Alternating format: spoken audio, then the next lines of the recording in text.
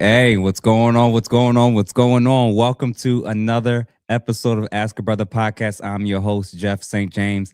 And listen, y'all, as we start to get more and more people to start to trickle in, I highly recommend, with this being our final and last interview for the year, interview number 25, that you absolutely start sending this to folks as you start to trickle in. I highly recommend that you send it to all your homeboys, your homegirls, your girlfriends, everybody that you know. Send it to your New York people who are fans of this group, fans of these guys for sure, because I'm telling you, this is going to be probably one of my favorite episodes for sure. Highly recommend that you guys send it. So if you're starting to trickle in, please make sure that you like it. Please make sure you send it to 2 or 3 people or even more people that are fans of their particular content and show for sure. So real quick, shout out to the 37,000 subscribers that we have currently that joined us in 2025 since we've launched this back in January. It's been an awesome journey. It's been incredible. I just checked and saw that we cleared about 3.3 million views up until this point at the end of the year, literally.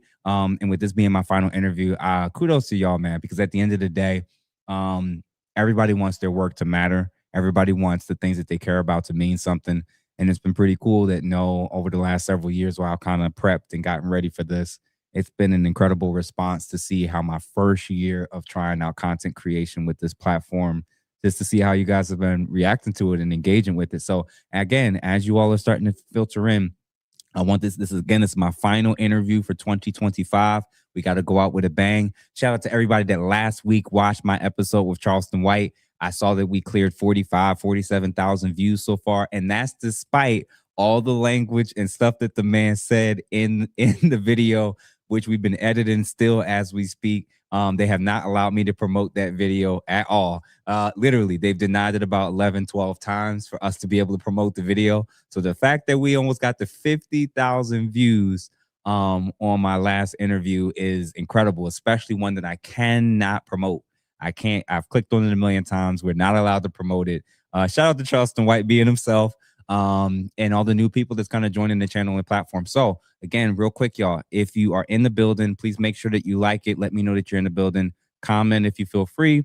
If you start to love the content as we engage in our conversation, if you have certain questions or comments, feel free to hit that super chat button. So again, this is my final interview for the year. Before we pick it up where we resumed off last with Sabby Sabs, the independent political left-leaning commentator, to kick us off at the beginning of January. I believe it's January 5th. All right. So what we're going to do real quick is I'm going to give a shout out again to our sponsor for today, which is Disabled Botanical Farms, for the healthy alternatives to assist you gentlemen in the bedroom with sexual performance and improving overall testosterone levels. So what we're going to do is watch a brief video and ad from our sponsors. Shout out to them again. And then I'm going to give you guys the coupon code and we're going to jump straight into our interview. So again, this is only a 56-second ad. So we're going to hit the ground running with the interview. So make sure, if you can, the same way y'all shown love all the way up until this point with all my previous interviews, please make sure, if you can, to do it the same. Share it, like it. And then once it's up, make sure that you hit that hype button, the new hype button that they've kind of added to all the videos. The hype buttons apparently help with the algorithm of making more and more people exposed to this type of content and this type of work. And I'm very excited about this interview for sure. So Disabled Botanical Farms, let's watch their ad and then we're going to jump into it.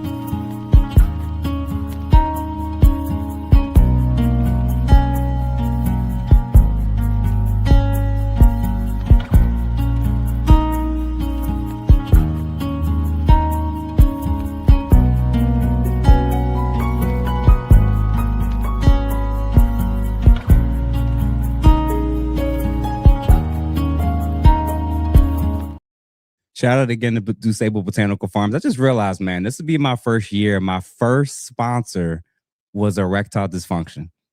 And it really just hit me that erectile dysfunction is my first sponsorship video. Shout out to Disabled Botanical Farms, man. for their healthy products and alternatives. I'm supposed to be getting a sample real soon, so I'm not going to record that, but I am going to give a review pretty soon and let y'all know how it's doing. Or I might let my wife come on and give a review of their products as well. So, guys, I see that about 30 people have joined since I last said it. Please make sure, guys, that you absolutely it's the last live as far as the interview is concerned. I may have a surprise thing tomorrow.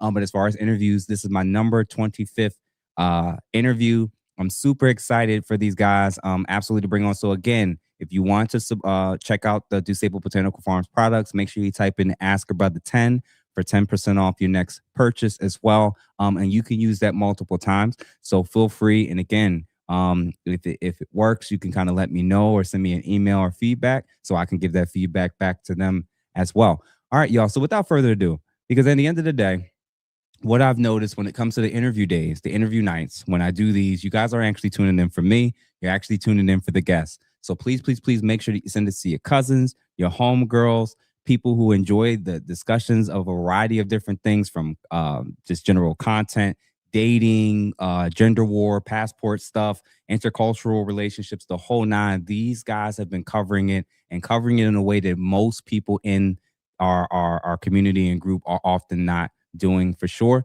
These guys have been doing it. In terms of their actual platform itself, one of the things I've been so impressed with is that these guys are almost teetering on 300,000 subscribers just on YouTube alone. And just on YouTube alone, they've already cleared well over 100 million views. So these guys are building something. They're growing. My hope is that things kind of start to improve and things kind of with their channel and continue to get better and better, and they get bigger and bigger guests on. I've noted and I've kind of observed that they've had some of the biggest names. They've had some of the biggest guests just to be honored on their platform. And the crazy part was your boy was able to be invited on. And believe it or not, that episode and more clips should be coming out, I believe, in January or February.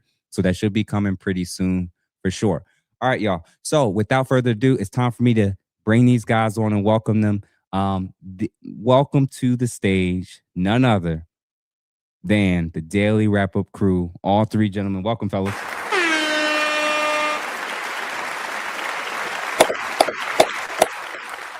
I appreciate that intro, man. That intro is kind of clean. I ain't gonna hold you. Hey, I'm working on it. Hopefully, my budget next year will increase so somebody else can work these buttons for me, because I feel like a damn DJ where I'm trying to do all these things simultaneously. Like, I want a whole new setup and stuff like this. But listen, y'all, welcome to the show.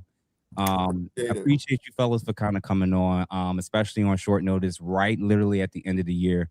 I appreciate y'all showing love and welcoming me into y'all space first and foremost.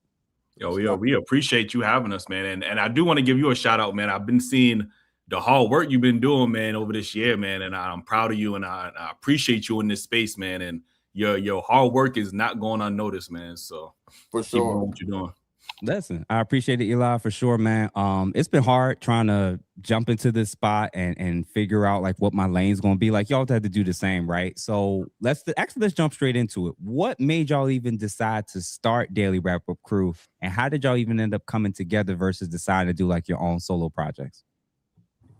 Shit, who want to answer that one first? I think you should, Eli. Let me. We started in like 2018, and this was like when the podcast space was new, and we all had the same job, and we would be on the phone with each other at work, like just having these everyday conversations. And I remember this was in podcast now. I was like, yo, we might as well just start a podcast, and the fellas was on board with it. It was like, yo, we might as well. We talk crap all the time. I don't know if I can curse now. We talk crap all the time. So he's like, we might as well try to get paid to talk crap. Like, you know what I mean? So all the conversations that we was having, we just figured, like, let's just start a podcast. And, originally, I think Jew came up with the name of the Daily Wrap Up Crew. And the reason we called it that is because we literally we would have episodes every single day. And this is prior to the red pill space, the podcast space, to how we know it now with the dating and relationships. We was talking about literally everything, relationships, sports. We even had a segment called Pause of the Day that we had to discontinue. You know what I mean? Because you need to bring that back. I've been saying the pause of the day. I would do that with y'all. That is a hilarious topic. It's in the crates. If you go back, for sure, it's in there. Like, you know what I mean? And some people got scared, man. I just thought we would get canceled before we even get started. Like, you know what I mean? Yeah, so I was trying to be conservative. I'm not gonna lie to you. So yeah, we was having these conversations every single day. Damn, we was talking to ourselves, honestly. Like, you know what I mean? We only had like a couple of viewers at the time. Quality, it was just audio at the time. We didn't even have video, so the quality was poor. But we had a couple of people that were listening to us, and we rocked out with them, and we just continued to expand. And yeah, that was pretty much how we started. You know. Nice. So was it always the three of you, or were there other people that you thought you wanted to be a part of, and it ended up sticking to three of you? We started off with a group, man. Like, we was Destiny's Child, man. The male version. Shit. I mean, we had a bunch of people that fell off. You know what I'm saying? Shout out to them for sharing the journey with us. You know what I'm saying, but it came down to the three of us that the people really wanted to hear from, and that's where we got to at this point. Nice. How did y'all even come up with the name? It was just, you're saying basically it was just what y'all were normally doing, or go ahead, Juba. When I thought about Daily Rap Crew, I thought about daily news. Okay. So I took the daily news part. I took the news part out of it. The one that I said Daily Wrap Up, and I don't know if it was Ace or Eli. They added the crew, and they said I should switch the way we spell rap, and then came up with we were literally talking on the phone, and I was like, got to be like daily news. It got to be like the daily newspaper every day. And then they was like, add crew, and then it was like 1, 2, 3, just a conversation, and it happened just like that. Nah, man, and shout out to Dr. Will with the Destiny's Child. Is crazy. Over the course of this interview, we may figure out who is who in terms of who Beyonce, who Michelle, and who Kelly. Shout out to Dr. Will, man. Yo, I got a feeling the audience probably gonna say Ace is Beyonce on the low, so we're gonna stay tuned to that. He got them Beyonce teeth.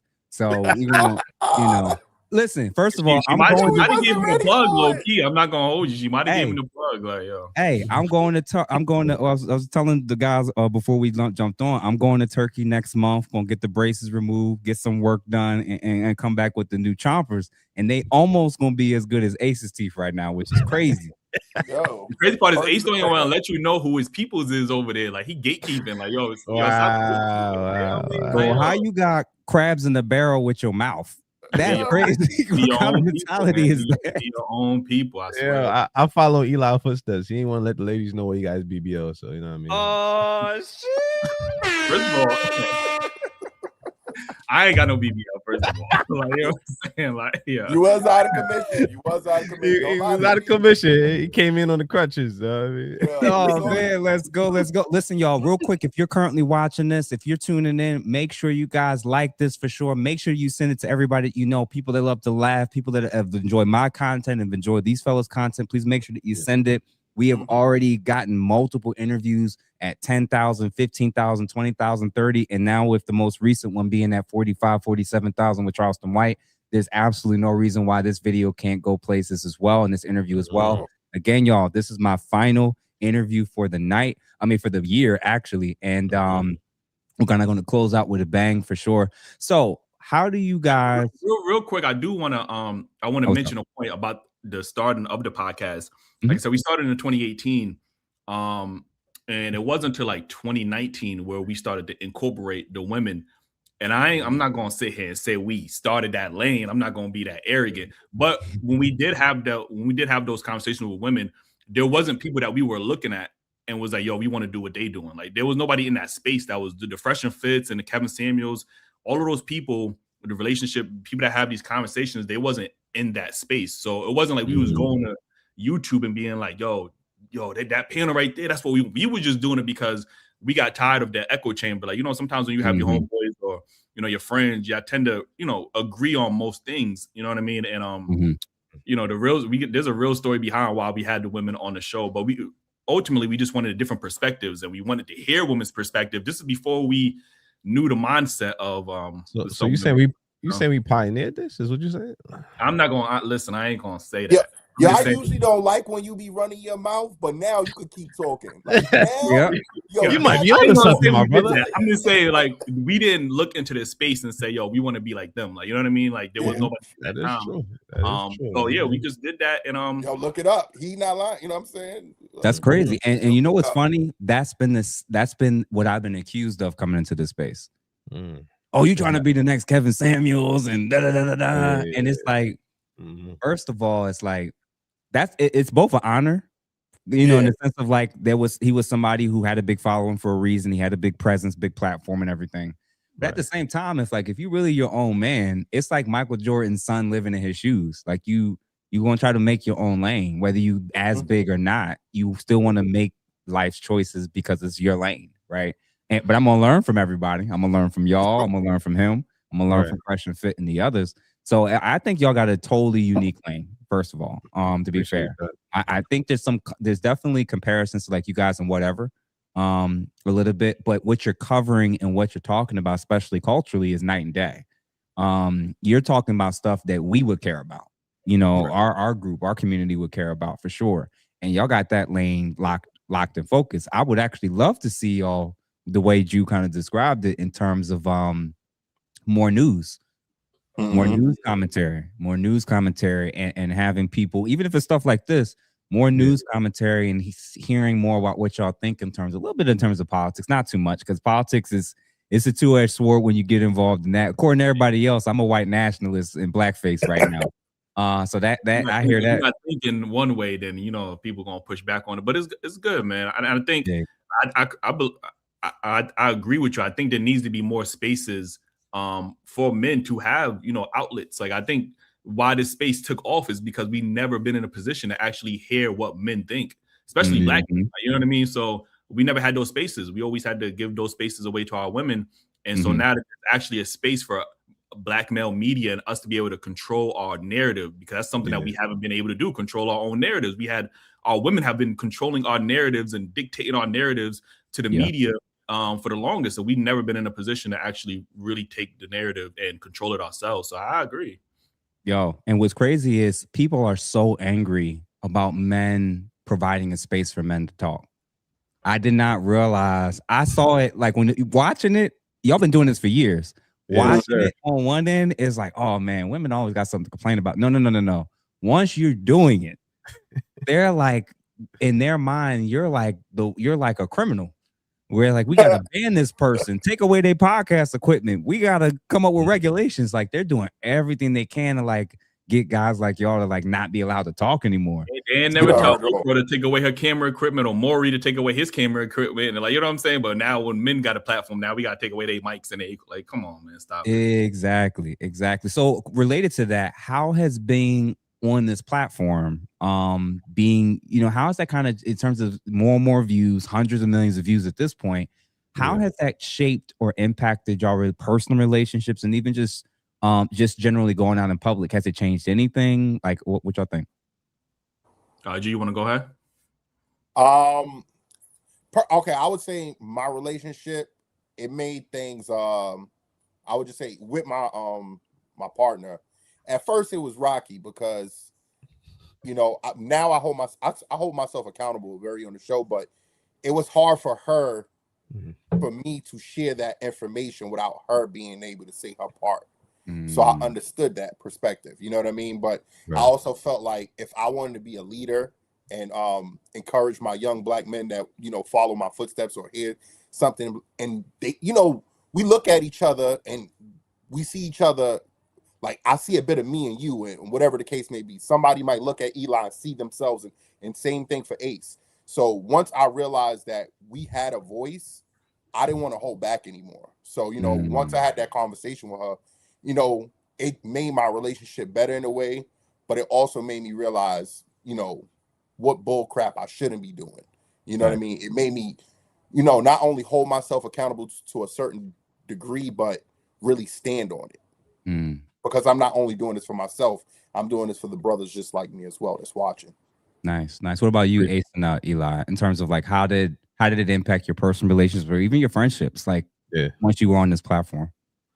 I think the biggest impact I would say I had on my personal relationships is just seeing the level of support you get from the people that's closest to you versus the people that don't even know you. You know what I'm saying? You expect the people that's closest to you to be the ones like driving you forward, you know what I'm saying? But it really come from the people that don't even know you. Like strangers, like I mean, that they just resonate with you, and they like, yeah, this is what I want to support. And your closest is like, we probably support you when you get to the top of the mountain or something. Yep. Like that. Literally. And then the support out, like, yeah. So I would say that's the biggest impact on the personal relationships. As far as like going out into everyday, I ain't gonna say we B-list celebrities or anything, but you know what I mean, we do get recognized. You know what I mean, when we outside, and it does feel good to get that validation that we doing something that people are appreciating when we go outside. So that's good to see. Yeah, nah, I agree with Ace and Ju.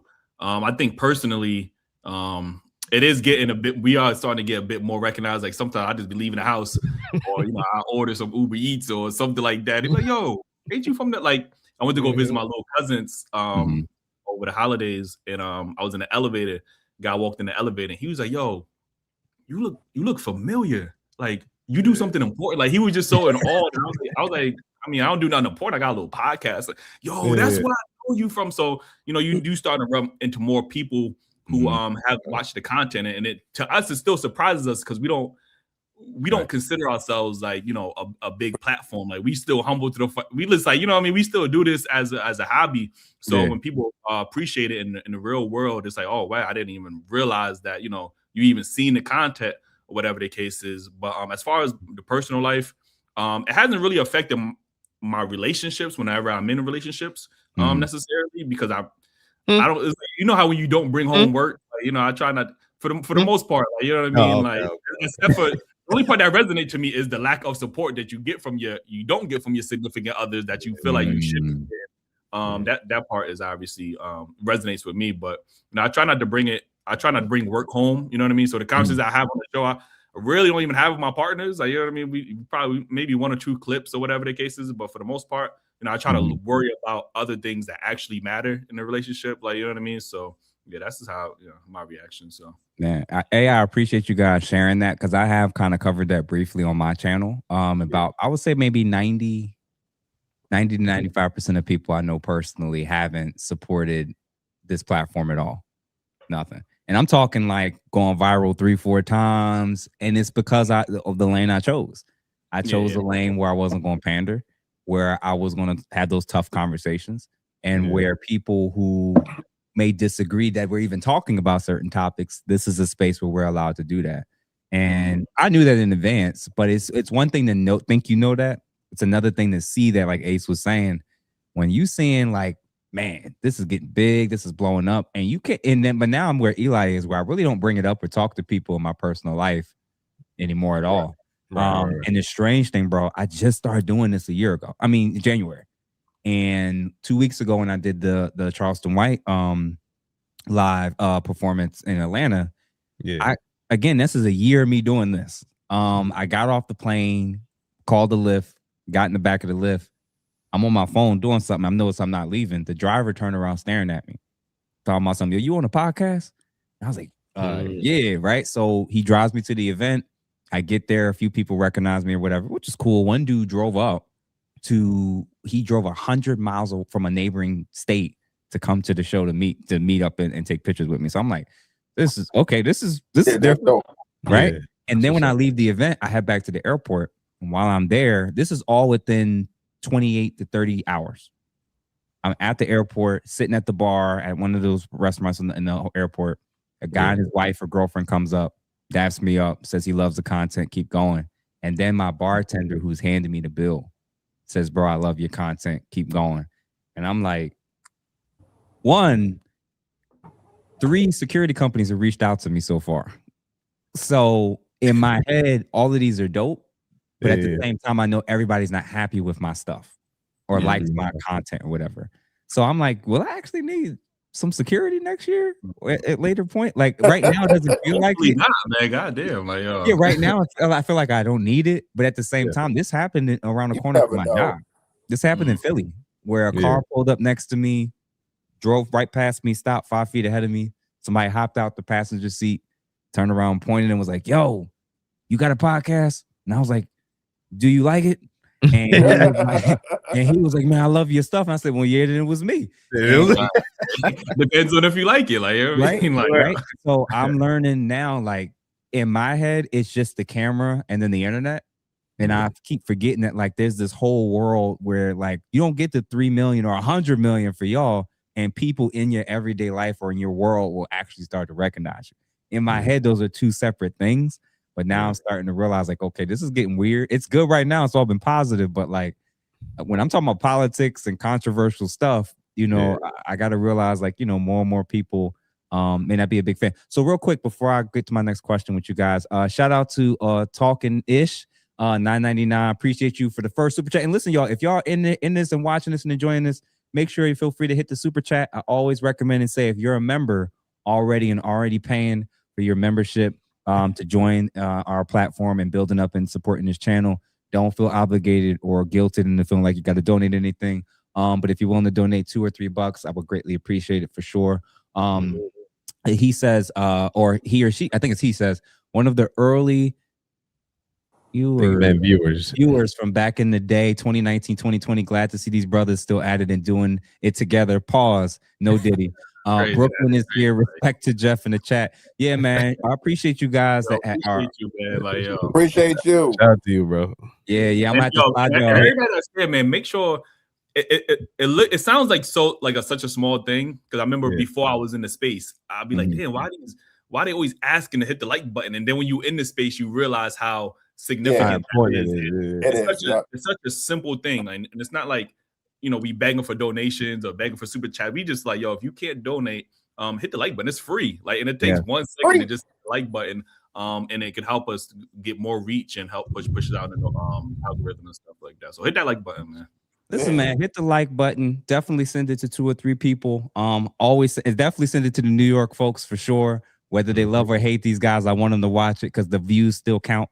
So for sure, I'm gonna real quick. I do want to the personal life. I want to go back to that because I just found out recently. I have a family member who, you know, I guess blocked our content because, you know, she didn't like the type of stuff. But that is a thing that you do have to, you know, deal with in real time as family members or people like that, you know, personally that might feel offended by, you know, some of the remarks or rebuttals that you say. I think we all have that too. Yeah, right. So that's one of the things you got to deal with in this space, you know. Listen, I agree. But my lenses is like, I had to make a decision when I decided to launch this year that I'd be okay with that. That I'd be accepting of whatever comes as a consequence on the other side. Yeah. But I don't think they have an issue with what we're saying. I think most of the issue comes from the commentary from the people in the comments, which we don't control. So like some people will take what we say and then flip it or then add to it, or, you know, or put themselves in a situation that's not related to them. You know what I mean? So they're like, oh, well, I wrote this in your comments and then now they're saying this. And you just like, you know, like the internet is the internet. You know what I mean? Yep. What are we saying? Did we say anything wrong? You know what I'm saying? Or what do you feel about what we said? Not what's being said to you in the comments. Yeah.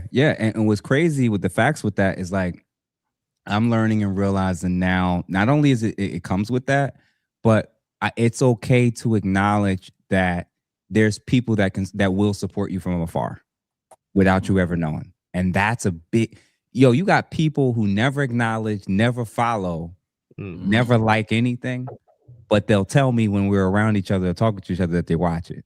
We're off the wall, like verbatim. Listen, it counts. It's unfortunate that they feel either because of their circles or their groups or friends or whatever, that they feel like they can't share it or promote it because of who they around or who follow them. But a view is a view. And different people are going to, and again, I've learned a lot of people watching, and y'all know this well, a lot of people are watching you that you would have no idea is watching you. Yeah. No idea. Oh, for sure. We learn that every day. That's a fact. Bro, the people who I've been contacted with in the last 6 months is insanity. Some of the voices and the phone calls and I'm telling you, and it's been pretty cool to finally join the social media class. Like y'all seniors at this point, I'm a freshman. So we'll see how if I'm able to make it. You're doing a great job, brother. I appreciate it. You're already hitting the ground running. Like, yo, you gotta, you doing your thing, man, for sure. I appreciate it. Highway 20 Skinny, appreciate you for the $2. Why? Listen, that's classic, man. Classic. If you know, you know. Want to know why? Listen, if you know, you know. Old goodie, but classic for sure. All right. So another question I wanted to ask y'all for a minute is y'all been doing hundreds and hundreds of interviews at this point. I feel like, what are some of the noticeable trends and conversations that you observed over time? Just doing this podcast, and whether it's with relationships, expectations, just general trends or things. What have y'all noticed that's kind of stand out to y'all doing these interviews now? I think I'll start off on this one. I think the harsh reality, right? And I think doing this show so much, and again, we are working on our verbiage and the vocabulary, and it's not all women, but some women honestly want to be brought and treated like property. Like that, I think that's the consensus that I get a lot of the times from these conversations. I know it's going to sound crazy. Hold on. I thought Charleston White was on last week. What the hell you just say? I'm telling you, like, when you hear the conversations, and it don't matter, and I know everybody be like, we'll get into the whole guest thing, but when you have conversations long enough, you really hear that women want to be treated like property. Like, everything is for sale with them. Their morals is for sale. Their femininity is for sale. Their submission is for sale. Their loyalty is for sale. Everything always comes down to finances. And then when you think about it, it's like, okay, you really want to be treated like property. Like that's pretty much what you want to be brought and treated like property. Like that's the conclusion I came up. I'm not saying all women, again, it ain't all women, but some women want to be treated like that, man. I promise. Like, Hey. Well, if my channel wasn't going to take him down before, we going to see. He said women are for sale. He said women are for sale. They gonna cook that for sure. I did say something. They ain't gonna say the some part. They just gonna say I want the clippable truth, and I agree with you, man, that so much has become like so transactional, and it's not even like you hiding it. Because when you go to other countries, this is the thing about passport bros. It's like those women have the same expectations too, but their mannerisms and way they communicate and get access to it is just different. They ain't dealing with no broke Americans over there either. They want men that can do fairly well or can provide some type of form of either transactional process or even a certain lifestyle. It's just they just want to be more feminine to extract that from guys versus the women here, where it's like, I'm gonna set the femininity to the side and I still gonna charge you up front for all this stuff. And I'm like, yo, that's what, it's not the I was watching shout out to my anime watchers, but Full Metal Alchemist is a thing called the equivalent, the law of the equivalent exchange. And that's what it's not. It's not an equivalent exchange. You want us to do all of this, and at least this is what the passport bros are saying. At least when they go and provide the finances or provide the security, they get X, Y, and Z in return. They get the sex, they get the beauty, they get the cooking, the submission, they get all of this in return. But over here, sometimes it's like you do all of this and then you still don't get it. It's optional. Like, it's always optional. If I want to do it, I don't have to do it. But if I want to do it, then I do it. Like, you know what I mean? So it's like, nah, that don't even make sense. Like, Hey, real quick before you guys, enter. Hey guys, if you all are watching this, please make sure that you like it. Please make sure that you support. Please make sure that you show love for sure. Because again, these guys are phenomenal. They're killing it. I appreciate you, Couture, for gifting 5 memberships for sure. So again, y'all, make sure that you like it. Make sure that you send it to 2 or 3 people. Highly recommend you send it to your New York folks for sure. People that love and engage in this type of content and stuff that's out here for sure. So again, transactional women. That's one of the trends, Corey to Eli, that we've now kind of seen. What about you? What about you other fellas? A trend I would say this one I noticed back in, I think it was 24 now. The language they use when they trying to get you to do something, right? When they try to get you to do something, is either a real man would, or you gay or sassy if you don't do it. You know what I'm saying? To the point where I'm like, yo, fuck, wait, you curse it? I'm like, that is hilariously accurate. The female manipulation tactics, and conversational strategies to try to extract resources or get men to do their bidding. Kevin Samuels used sign language. I call them a whole host of different names, including loners. For those that don't know, when I use the term loners, I'm talking about loud, obnoxious, narcissistic, entitled, rude, or ratchet women or people. Okay. When you start to recognize that's what they're operating from, they're going to use the same script. They're going to use the same talking points. If they're narcissistic, if they're entitled, if they aren't whole and healed women, right. they're going to use the very same tactics because it ain't but many to choose from. And like you said, it's you gay, you sassy, you a colorist. It's been working for so long. Like, you know what I mean? That playbook has been working for. It's been working. It's not working now because men is starting to put their foot down. But it's been working. Look.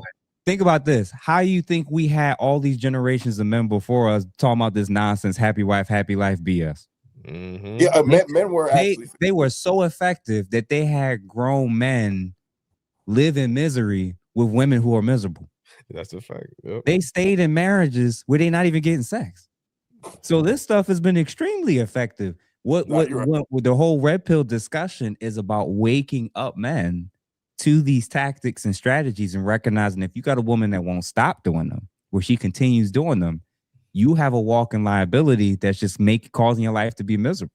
Mm-hmm. And you got to reevaluate and reward the women that's not doing and being a lot of these types of things. And with you, Jew, what about you? What you notice? I would also like to double down what Eli said, but I'd rather him say it because they tend to hate him more. So I'll keep it here.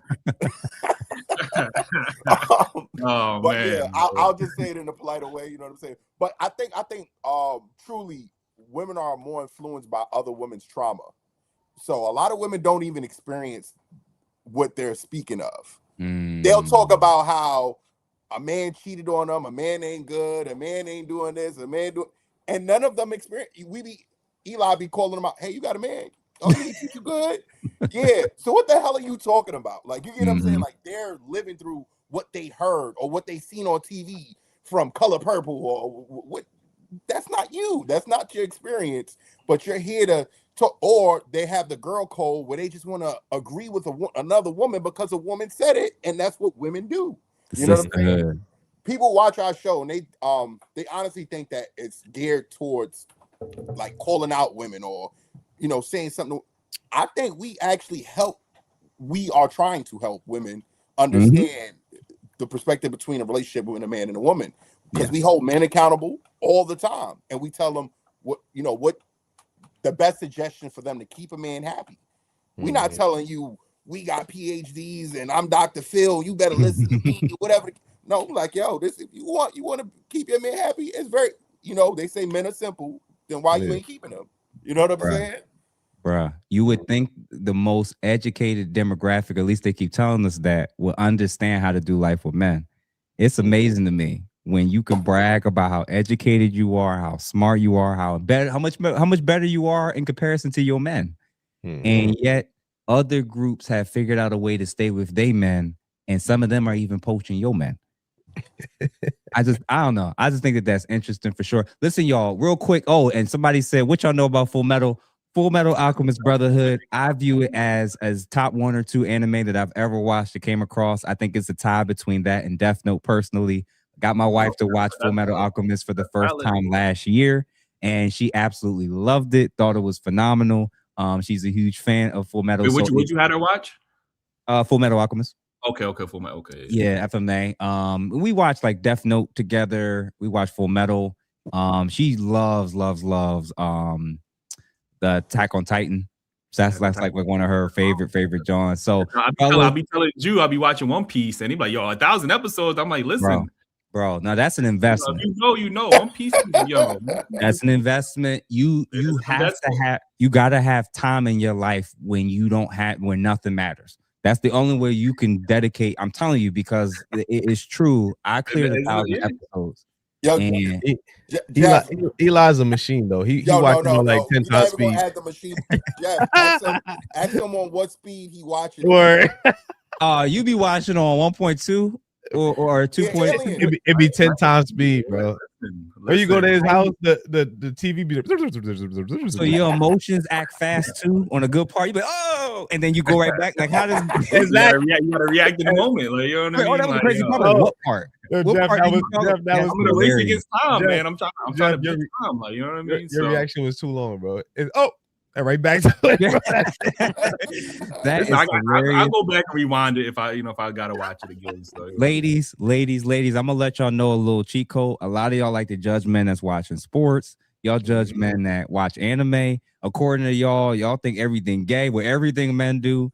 Ladies, a cheat code way. If you ain't been finding men that's ambitious, still is fun, still likes doing outgoing things, you're missing out on a lot of guys that enjoy watching this type of content, especially anime. Why? Because guys that's watching anime is sitting home watching it. Guys that's watching anime probably not. Yeah, they in the house. They chill. They got their system. They work. They make their money. They got their anime time. They depending on the type of guy, how hardcore he is, he may have your ass in the costume. We'll, stay tuned for that. Me and my girl, for Halloween, we did do Demon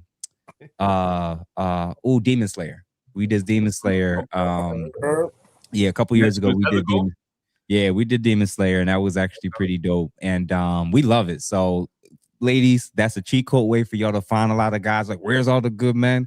Go to the next Comic-Con in your local city, your area. Better pop up on no Comic-Cons, anime con. Like, listen, the black men be there. Like, you know what I mean? So, like Afro Punk, there's a whole bunch of people that's going that ain't interested in technology. It's no different than y'all showing up for anime. But if you watch One Piece, if you watch Attack on Titan or Full Metal Alchemist or Death Note, you're already going to stand out in comparison to 90% of the women in your breed.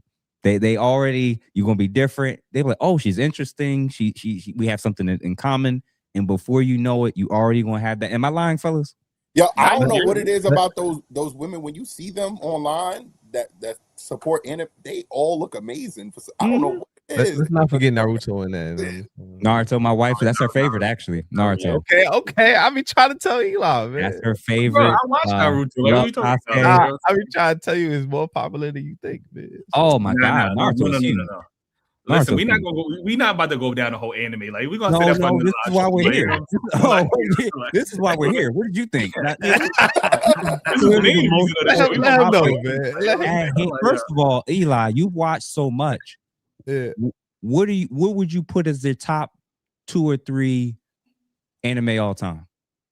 All time. I struggle with an all time list because mine is always fluctuating. For me, all time would have to be Dragon Ball Z, and that's just the nostalgia thing, you know what I mean? Because without Dragon Ball Z, without Akira, you don't get the Naruto, you don't get the One Pieces, you don't get the Bleaches, like, you know what I mean? So Naruto, Dragon Ball Z got to go there just because it's just goated, obviously. There's an anime I watched called Neon Genesis Evangelion. I did. That has to be in there.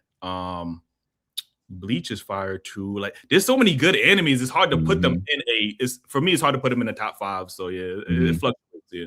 Now I appreciate that. There's an extremely underrated one that a lot of people haven't watched, and it's Iron-Blooded Orphans Gundam Wing. Gundam is hard. Like, Gundam is hard. Oh my God. My wife, she still is upset about what she watched and how it got her in her emotions and made her cry. Why are you gonna make me watch something that cry? And I'm like, first of all, you watch all them crappy reality TV shows and foolishness and soap operas that you be crying about. So at least I think that show was one of the best I've ever seen. It's about orphans that's entered into a galactic war as child soldiers. Yeah. Oh my God. That was hard. Y'all see that, John? It was real crazy. Quick before we get wrapped up in anime. I do encourage everybody to really watch anime. There's some phenomenal writing in anime, and I don't think people give anime the recognition it deserves because they see it as cartoon and kiddie-ish. Yeah. There is some amazing writing and storytelling told in anime, and we should watch it, man, for sure. Yeah, for ladies, I highly recommend Full Metal Alchemist or Demon Slayer. I think Demon Slayer for a lot of ladies, it's a little violent, a little gruesome, but listen, y'all was watching Twilight. You always watch another craziness, so y'all should have no problem being able to watch something that's fake and not even involving real people. Demon Slayer, from an animation, storyline, writing standpoint, you're right, man. Some of the writing in these anime is way better than what I've been seeing in a lot of shows and television shows. Yeah, for sure. Japanese dudes, I don't know, man. I don't know what's in the water over there, but they got some phenomenal storytelling, man. So. Yep. Doug MPA, appreciate you, sir, for the $5. He writes, some men are sleeping next to their worst enemy every single night. Thank you, Lord. That's not my affliction. It's only podcasts like Daily Wrap Up Crew that men are finally starting to realize it. Yeah. The reality is a lot of times when we start growing, we're going to learn about family and friends and women that are in our lives that we're going to have to make some changes with. And the first point is trying to see whatever changes needing to be seen first in yourself. And shout out to, I want to say shout out to the women that do watch us and listen and think on a man perspective, like listen and like, oh, I want to do better. I want to find out what's going on in that man's mind. You know what I mean? Because there are women out there that are listening. It's not just the ones that y'all see saying some dumb crap here and there. You know what I mean? Facts. And what's crazy is despite the overwhelming percentage of women that hate me, think I hate them, think that I'm Donald Trump Jr., the black version. Like, the reality is like not saying anything, not addressing the issue. I'm like, and I've asked this to people, your perspective on either it's something I want to hear and it's positive, I'll receive that. If it's something I don't want to hear, it's negative or it's negative feedback, I don't want to hear it's wrong and it's sexist. You're putting yourself in a environmental, emotional, and behavioral loop where you're constantly being reinforced even when you're doing things wrong. And I'm trying to get ladies to understand it's actually the people who tell you everything that you want to hear. They're the ones that's selling you out. It's actually the ones that's telling you what you don't want to hear. They're the ones that actually care. Yeah. So listen, y'all, if y'all are watching this, please make sure that you feel free to hit the $, the super chat, donate what you see fit, even if it's as minimum as $2 or $3. Anything always helps building up the chat channel and platform, as well as if becoming a new member if you haven't. And please make sure that you like this video if you haven't done so, because I'm not going to be keeping these gentlemen too much longer. Couture Leotard says, appreciate you for the $10. She writes, I'm glad the brothers are here to share. Men are saying they are lacking incentives to marry and build a family. What incentives do men need to progress their personal or collective agenda? Couture, I appreciate you for this question. I'll probably answer first and then I'll open it up to the guys as well. Overwhelmingly, 2 to 3 things that I think most men in the damn country, planet, would want is agreeableness again. They don't want everything to be a challenge. Everything's a fight. Everything has to be a consensus. Everything has to be voted on. You want him to be a leader, but you're treating it like it's a democracy. You have to make a decision on, do you want why are you with a man and sleeping with a man and giving children to a man who you feel you can't be led by? That makes no sense. Why are you in a relationship with a man whose judgment you don't trust? You're getting in relationships with men and you're undermining their authority and their leadership. And when they finally give up in terms of that department and they stay, now you're losing respect for the man that's staying in a relationship with a woman who's wearing the pants. So agreeableness, getting with men who overwhelmingly you can trust in and who periodically will ask for your feedback, will still have the right to make the final say and decision. Number 2, whose voice matters the most? Is it social media? Is it Dr. Cheyenne Bryan?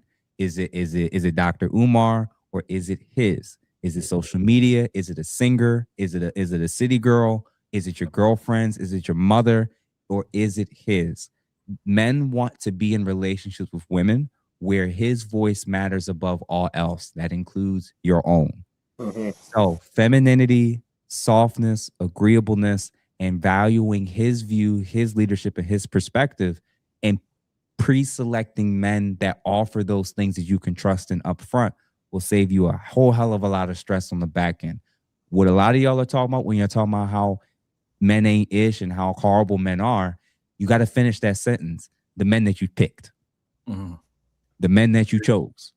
You hate the men and despise the men that you slept with. You hate and despise the men that you opted to go out with. That's who you hate. It's not all the men that you overlooked and are invisible to you. It's the men that you actually gave your time, energy, access to your body to, that you now have regrets about. And now you're projecting that onto all men. So with you guys, if you have any thoughts about this question in terms of what incentives do men are looking for, both personally and collectively, in terms of like dating and relationships? No, I think you hit the nail on the head. I want to add on to that respect. You know what I mean? I think a lot of men aren't getting the respect they deserve in their relationships. You know what I mean? We had a woman on the show recently talking about how she was disrespecting her marriage. Like she was disrespecting a man, cursing him out, calling him all types of belittling him and all types of like craziness. And I'm like, yo, I don't think women truly understand like when men say they want peace, and they think it's a gimmick or it's just a cliche answer. But that is something that men really value. Is after a hard day, a long day at work, I have to deal with the world. I have to deal with society. I want to be able to come home and lay my head down and have that peace. And it's very difficult for men to come home and they get into the driveway and they sitting in the car for an hour before they even get in the door because they understand the headache. You know what I mean? My God. You know, so as I'm getting older, I never understood when I was younger. Like I'm like, why are you in the driveway? Just go in the crib. Why you like, take the long commute home?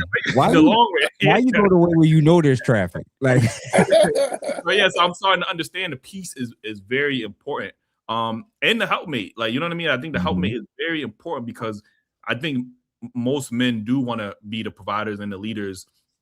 And not everything is going to be sunshine and rainbows. Like there's ups and downs in the relationships. Like, you know what I mean? How, like, I understand that I got to bounce back and do what I have to do for my family, but where's my support system? Like, you know what I mean? Are you there encouraging me? Are you there helping me get on my feet? Or are you there belittling me because you feel like I'm less of a man now because I can't provide in the same ways that I did before? Like, you know what I mean? So I think those two things could help incentivize marriage for men for sure.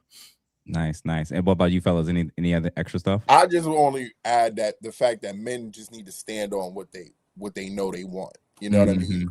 Stop making room for them to, you know, dictate or change how you feel or what you know you deserve. You know, the whole happy wife, happy life sentiment, like just throw that out the trash or whatever the case may be, and stand on what you know. If you work hard and you know what you deserve, find a woman that understands that and values that from you. That's it. Right. I hate going last, but I just was going to say the partner aspect of the marriage. You know what I'm saying? A lot of men don't think that they're being valued in their marriage or being there's no what's the word I'm looking for? There's no addition.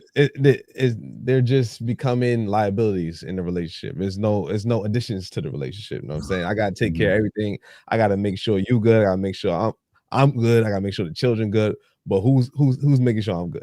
Just me. That's it. You know what I'm saying? So it gotta be an incentive to get married in the sense. You know what I'm saying? We all know it is a business at the end of the day, you know what I'm saying? But in any good business, there's a reward. You know what I'm saying? People don't go into business to just lose money or just lose everything they invest in it, you know what I'm saying? So for sure, at the end of the day, we just looking for a great partner that understands you, that's listening to you, and make your life easy at the end of the day. Yeah, man. Everything y'all said was accurate. I especially appreciate the respect that you threw in there, Eli. That you're right, man. That there's so many things that our women have been kind of taught and conditioned. Right. I literally just showed a picture not too long. I wonder if I even still have it up, where it was the media image of brainwashing in terms of, and I actually just found it, which is great. Trying to get ladies to understand what we're competing against. What me and you guys are trying to challenge is this. We're trying to challenge an algorithm that's teaching them these are all the ways to live. Where you're talking about all the things you won't do for a man, how you're anti-marriage, how you're celebrating sexual expression to the degree where you just wilding out and busting it open for damn near everybody. You're anti-motherhood. And we're trying to kind of challenge women and saying everything that makes you attractive to the opposite sex. There are teachers, news platforms, certain agendas that's teaching you and convince. Y'all didn't just start coming up with this stuff. Y'all got this from the media. Y'all got this from the movies, from the shows, from the propaganda, from the indoctrination. They have been teaching you that men and children and families and marriage is seen as a weight and a bad thing. And being on your own and giving the next 40 years to an employer is empowering and liberating. So what I'm trying to do is trying to challenge, the ladies to start to see when we're kind of trying to shock y'all and attacking some of these ideas, it's actually not you that we're challenging. We're actually challenging where you're getting a lot of this information and feedback loops from. Again, chart. Go ahead. It's my fault. I was gonna say one thing this made me think of is don't bring other people's kids into this marriage. You know what I'm saying? That's another thing that men don't want to marry. Like you want to bring in baggage from your past relationships. You already bringing emotional baggage and mental baggage. Now you want to bring somebody else's kids into our marriage too. Like why would I want to marry that? You know what I'm saying? So I mean, listen. I'll say this because I know that they all have a tendency to think they're the exception to the rule, even when they don't see all these great outcomes for all the ladies. There's two parts I'll say to it. One, women that are extremely beautiful and pretty still have pretty privilege even with kids. So they get an entirely different experience bringing 1, 2, or even 3 children around when they're good looking enough. But that's not y'all. But ladies, that's not all y'all. That ain't all y'all ain't got pretty that can overlook that. So that's the first thing.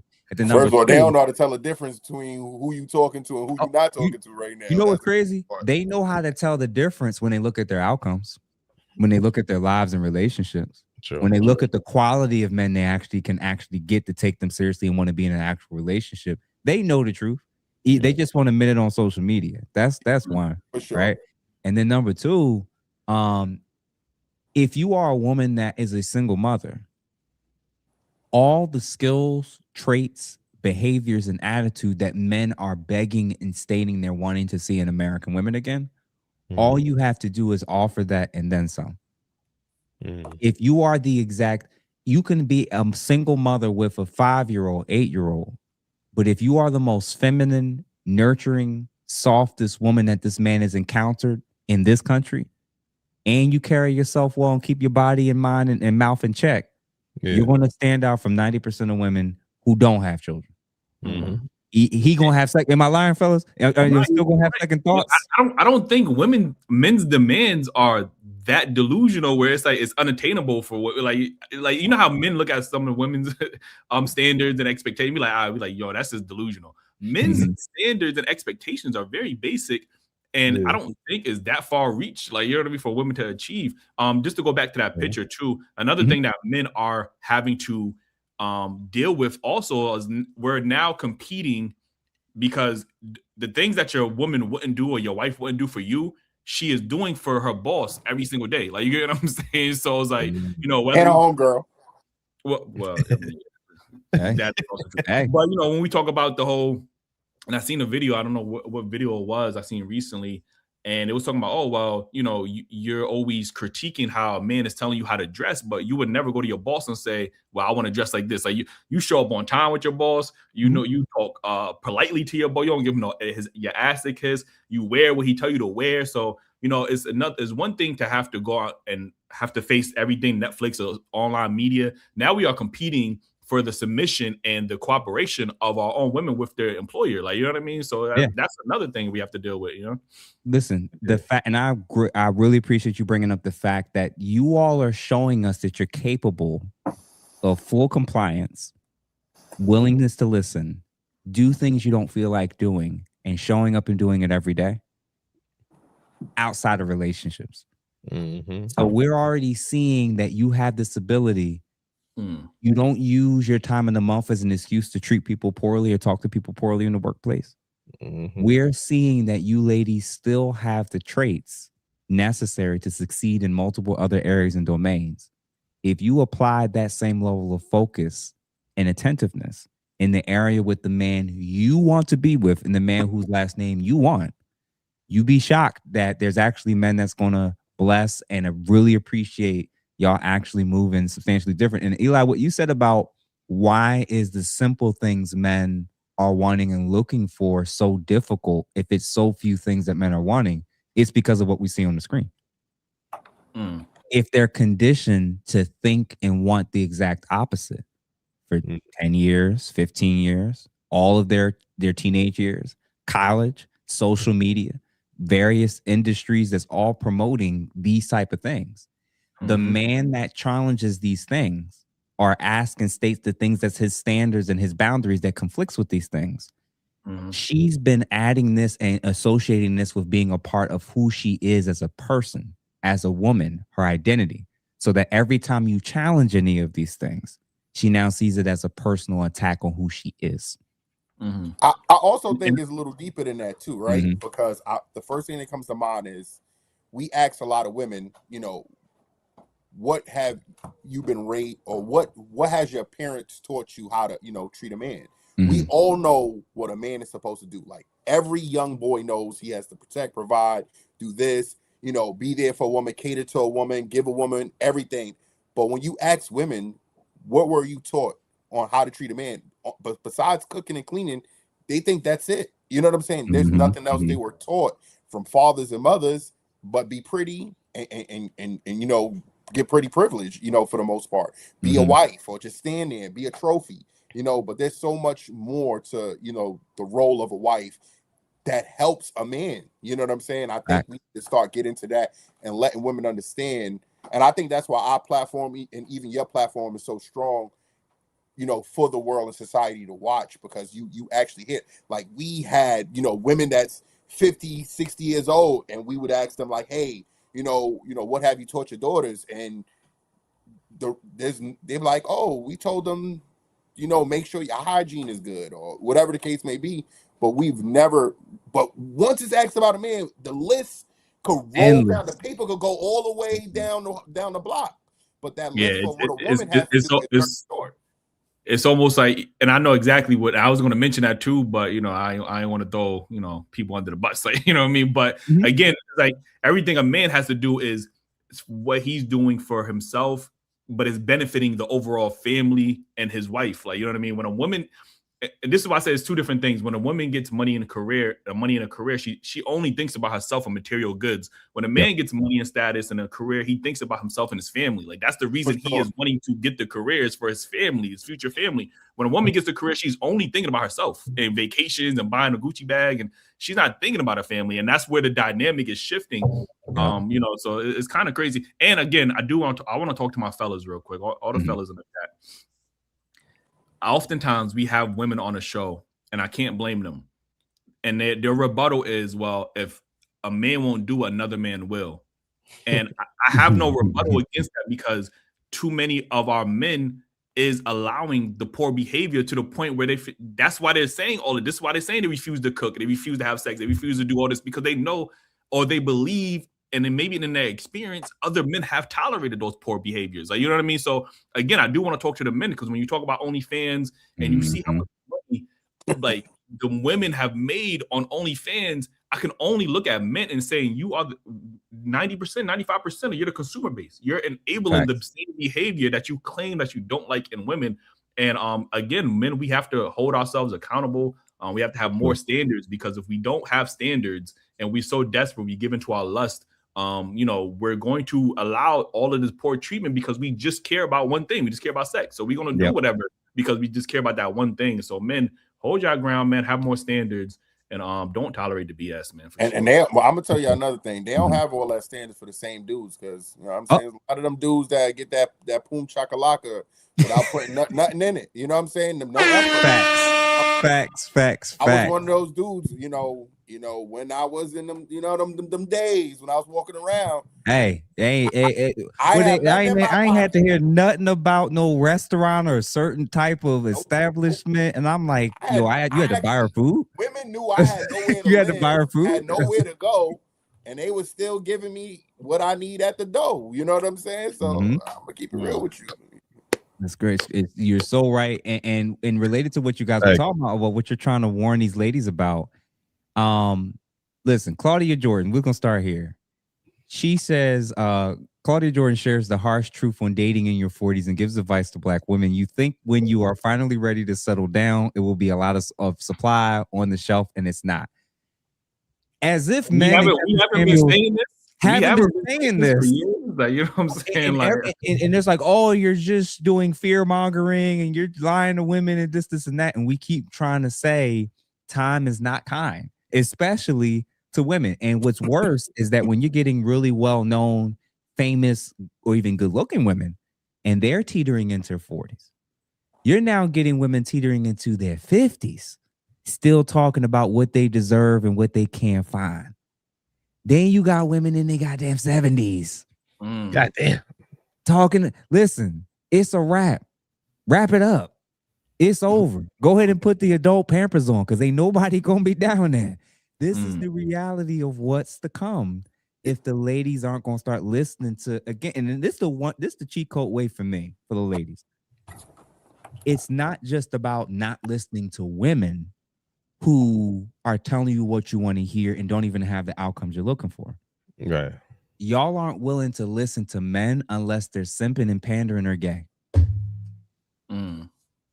Y'all will be the quickest to listen to a gay man could tell you what to wear, what to put on, what type of hair, what type of makeup. A gay man could tell you everything he thinks. They be giving dating advice. I don't understand how they give would, straight women dating advice. Like, it's crazy. Y'all really listen to gay men and men who are telling you what you want to do. That's why they think everybody gay. Bro. I'm like, y'all in their 40s and y'all 50s, creeping into the 70s, still talking about keep hope alive. Keep hope alive. Yo, like, Jeff, it's something new they doing too now. Listen, there's going to be women in the retirement home still talking about data prize.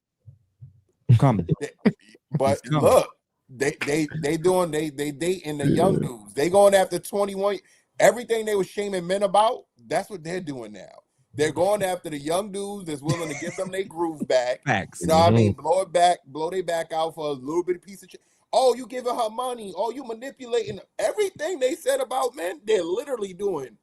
Every 50, they taking advantage of men that got mommy issues, and you know what I mean. These men ain't taking care of them. These men ain't doing all this. They taking care of those men, like, you know what I mean. So it's like, now y'all don't got the standards, like, you know what I mean. So, bruh. Some of these comments I cannot share on the screen because some of y'all are going crazy in this chat.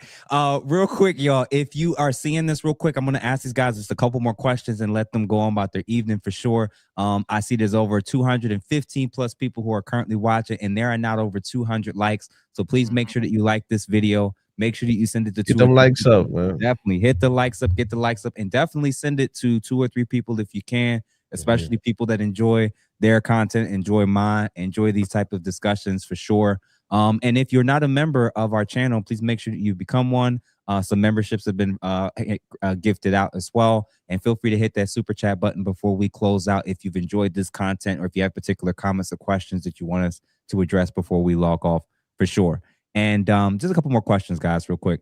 When we did our last interview, when I came up to New York to meet with you guys, which I'm excited. I can't wait for it to come out for sure. We First just of all, real quick plug. Join the Patreon, man. We got the episode, the part 1 of the episode. It's already there on the Patreon. So make sure y'all hit that Patreon, man. So join that Patreon, y'all. They be having all the secret goods on it first. The Patreon crowd gets access to the videos and episodes like a month or more in advance. Sometimes it seems like. So feel free to check it out for sure. I'm gonna tell you, y'all, it was probably one of my top 2 interviews that I've had. We talked for 3 hours straight.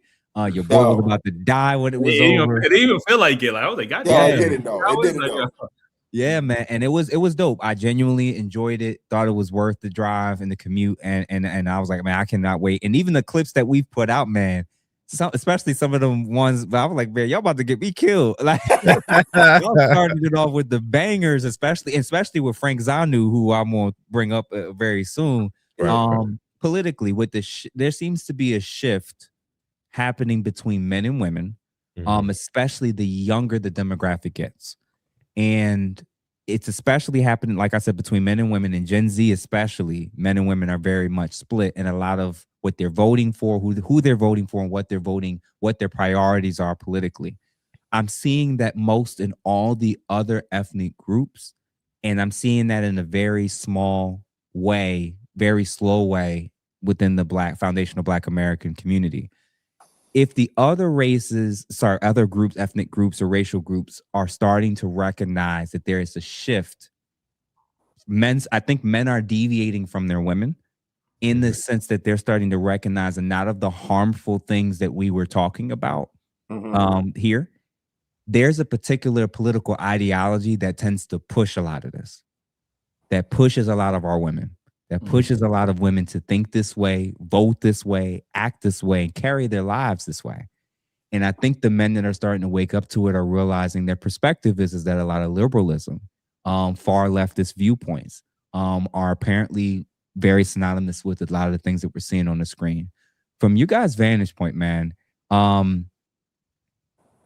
have y'all noticed any noticeable trend between men and women, or are y'all seeing things kind of stay virtually the same, both in the podcasting and in your personal lives when it comes to men and women? Are they separating politically? Yes or no?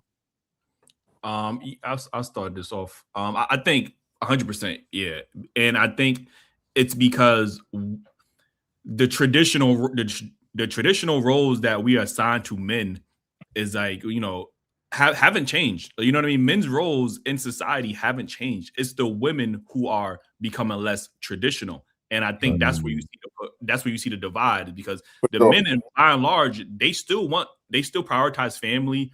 They still prioritize legacy. They still prioritize community.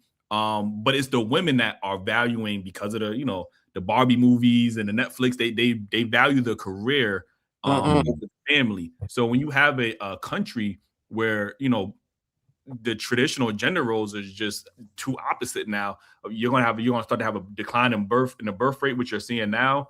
You got certain countries like Japan, whose birth rate is like just horrible. Like, you know what I mean? I don't even know if they're gonna be able to sustain themselves in the next 100 years. Well below the replacement. We might be talking about Japanese people like an extinct species in the next 100, 250, 150 years, if not maybe even sooner. And I haven't done enough research to know if it's because of a political divide within the people over there, or I'm not sure what is causing the lack of reproduction in that country. But that is something to look into. But just globally, worldwide, and a lot of it, there's a correlation between the feminist movement and all of a sudden this decline in birth rate, the decline in nuclear families, the decline in marriages. There's for sure a correlation, whether you want to admit it or not. And I think that is where the divide is coming in, with the whole gender and the dynamics with men and women. Nah, I appreciate it. What about you guys? He ate it up, right? Pause. Hey, whoa. Hold on. Nah. That's a pause. And technically, I said you did it, so you know what I mean. That was one of them. Like, whoa, wait a minute, sir. He ate it up. I was like, that's great, yeah. But what you think? You go ahead. No, I was saying, I agree with Eli. Like, he definitely, said a lot what I was thinking. Yeah. And Drew, bro, that's a crazy way to start it off. But I even have a rebuttal after that. You know what I'm saying? That might have to go back. We might have to bring back pause of the day. That's going on the pause of the day. That would be pause. That would be a pause of the year candidate right there. I ain't gonna lie. I'm the host of it, and I would definitely agree with you guys. Yes. Okay. To piggyback on what Eli said, it's I don't want to put all the blame on the women, but it's hard not to, because, like you said, men's role in society has not changed throughout history. Like, we gotta protect, provide, and take care of your family. That's it. Like, that's the core value. When it comes to women now, they want to do everything a man could do. So now, I don't want to say the man is trying to figure out how the man is trying to figure out how he gonna fit in with this new woman, and it's hard to, because it's not natural. Masculinity, mixing with masculinity is not natural. Most masculine men want feminine women. Tell you they are alpha woman and alpha woman and alpha man. Like, I'm tired of hearing that. Like, bro. And not understanding why a masculine man would not be attracted to a feminine woman. I don't get it, because feminine women aren't attracted to feminine men. So why you can't understand when it's flipped in reverse? You know what I'm saying? So I think Eli hit it on the head. Pause. I don't know what's pause, but yeah. Oh, see, we about to this pause show, man, is gonna be filled with y'all in this interview. That's what it's about to I gotta pick better words, man. Come on, we on live stream. Like, ain't no edits. Oh my god, nah, eat it up is crazy. Like, I took my L. We don't need to go. I figure I'd be good because, bro, the internet is forever. The internet is forever, bro. Like, they gonna have a John with a caption with you quoting you saying "eat it up." Yo, Jeff, that's how you got intro the show. Hey, it was like, oh my god, now, this is hilarious. So real quick, I wanted to ask y'all real quick, man. we obviously talked about the divide and everything, but obviously y'all had Mr. Frank Zanu on. For those who aren't familiar with this brother, this is a African gentleman. I forget exactly which African country he's from. But he's been one of the outspoken, sometimes thought-provoking guy who's kind of broken out into the space. And sometimes, he says some things that are objectively legit, true. And then he says a lot of things that's often very disparaging of the foundational Black American community here and Black people abroad in general, it seems. And I wanted to get y'all feedback about him and people like him, because when I think about, there's like 3 different Africans, and I didn't come up with this originally. I actually heard it from other Africans who were covering and talking about there's 3 types of African. The first type of African is one that has a European mind. Okay. They're African on the outside, but they're European internally. Their whole mentality is that white and European anything is always superior to African and Black people's anything abroad. That's Caribbean. And it's a lot. This is a Black. You can see it in every population, every country. There's Black individuals that seem to have a very European, Eurocentric mindset with everything. And that they see if it's from the white man, it's better. And the second type of African are Africans that tend to wish and attribute themselves with being a part of the Arab world, where they're constantly trying to call themselves Arab to kind of get away from the fact that at the end of the day, if they go anywhere around the world, people are going to still see them as African and Black. And then you'll hear this amongst Dominicans. I'm not black, right? You're going to hear a lot of that too. So you got the European-minded Africans. You have the Arab ones, the ones that just only want to identify with the Arab world. And then the last one are Africans who I think have a very balanced perspective of themselves and other groups, including foundational Black Americans. Frank Zanu and a lot of Black immigrants like him, I would sense and feel that they sound like that first African who tends to have a mindset where they have a very low view and value of culture, identity, accomplishments, and contributions that have come from our community. And they're coming and being the products of those contributions and attributing all those sacrifices and all of those changes and a lot of the perks that they've gotten. They're attributing that to the white people that they're working around and seeing. And not the civil rights movement meant absolutely nothing in their world. In their worldview, the civil rights was just something that came and went, and there was no residual issues. And with them coming here, maybe bypassing a lot of things that many of us may have experienced, their lens is, why are you whining and complaining? Everything's fine. You guys should be grateful. Y'all need to be grateful for the white man. That's basically what it comes off. That's exactly what it is. There was a quote that Frank said. Yeah, go ahead. There was a quote that Frank said in the show when we were trying to explain to him about civil rights and how he benefited from that, or just how immigrants have benefited from that. And he said something of the likes of, it wasn't this. I begged the white man to come here, and he gave me permission. Like basically, that literally he said he begged the white man to come here, and that that pretty much sums up everything that you were saying about the European mindsets. Like they're so grateful of the white man. I don't know if it's because of, I think a lot of it has to do with religion, Christianity specifically. Because when you in the Bible, and I'm not the most religious person ever. But again, when you reference everybody in the Bible, including Jesus Christ, arguably the most famous person in the world, as a white figure, then anything that white men or white people do in general, you kind of forgive them because you associate pureness with white people or goodness with white people, and you automatically you go over the colonization that white people, Europeans have started, white people have started currently doing all of the countless wars, all of the raping and the unaliving of people. Like, you skip over all of that but still look at them as your savior, as the, you know what I mean? And I think Frank, sometimes he can come off like that. But there's a lot of times when I listen back to the episode, and even throughout the episode, we were trying to educate him, and maybe he got some knowledge out of it, maybe he didn't. But again, I didn't want to sometimes I could see myself getting passionate about the conversation because I feel like he's disrespecting, and sometimes I still feel that way. But there's some things where I could understand where he's coming from. Like, you know what I mean? When I take out my emotions and I'm saying and I can look at some of the stuff that he said and I can be like, you know what? If I take out remove my emotions, I can understand where he's coming from. You know what I mean? Some points is valid. You know what I mean? But not everything I agree with. And I'm just like, okay, you don't want to take time out. He kept saying, well, did you read about Ghana? Did you read about this? But how did you not read about, and I feel like maybe there should be a test that, Black immigrants got to take. Maybe they got to study some African-American history because they act like we don't have it. You know what I mean? And our history is so deep and I don't understand how they can't comprehend that. And it is a bit disrespectful. Yeah, for sure. Nah, listen, I appreciate that. It's definitely tough because you guys have had him on as a guest, and it's very tough because you don't want to ruin relationships. You don't want to burn bridges. I don't have a bridge to build with him, so I can say what I want.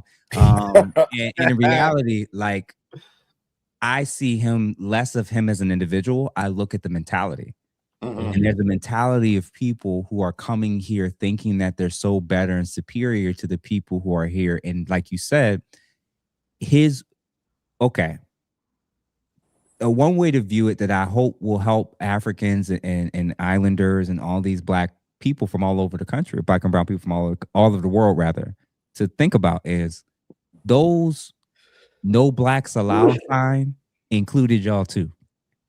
I know this is hard to believe that in y'all worldview, they see y'all as two different types of Black. Yeah. But if those signs, were still up, y'all would be seen in the same ilk. Y'all be seen in the same category. And I think sometimes in their mind, when they go abroad or when they go to all of these places, is it objectively true that there may be some employers that will look at a name and will see a name that sounds like they're not from here, in a name that sounds like they're a Black foundational American that's born here?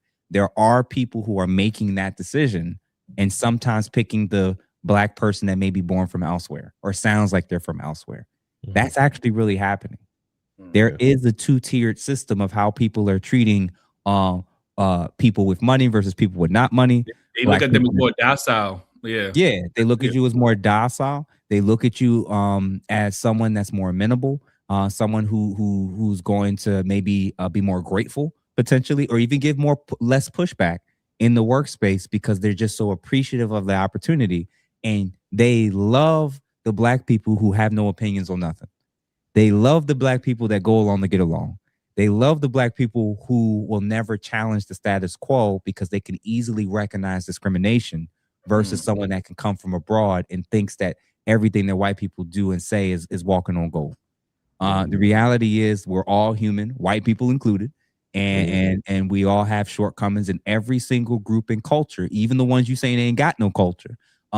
The groups that you claim got so much culture, there's certain aspects of what's happening within their culture that I don't want to see replicated on our end.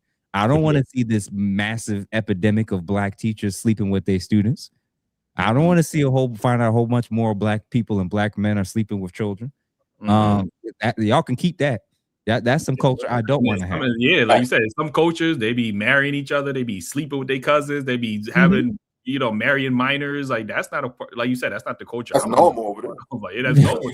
That is their culture. Like, so.